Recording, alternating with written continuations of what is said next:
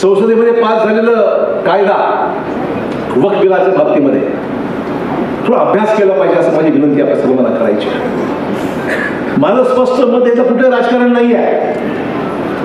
वक्फच्या जमिनी नोटिफाईड आहेत, त्यात हा काय प्रश्नच उद्भवत नाही.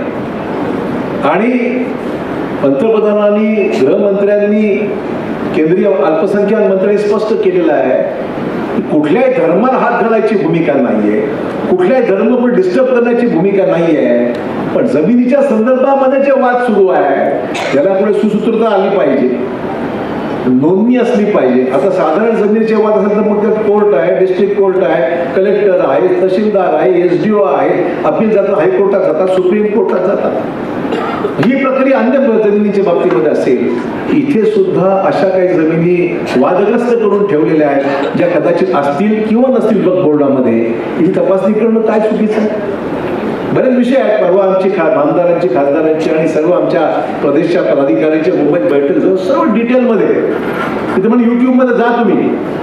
वक्फच्या संबंधामध्ये काय वस्तुस्थितीचा अभ्यास करा, थोडं वाचन केलं पाहिजे, काय चुकीचं. मला वाटतं विषय एवढा यासाठी महत्वाचा आहे की याच्यामध्ये पण सामाजिक काही तेढ निर्माण करणे ही भूमिका अजिबात नाही आहे. सामाजिक तेढ निर्माण करणे अशी अजिबात भूमिका नाही आहे.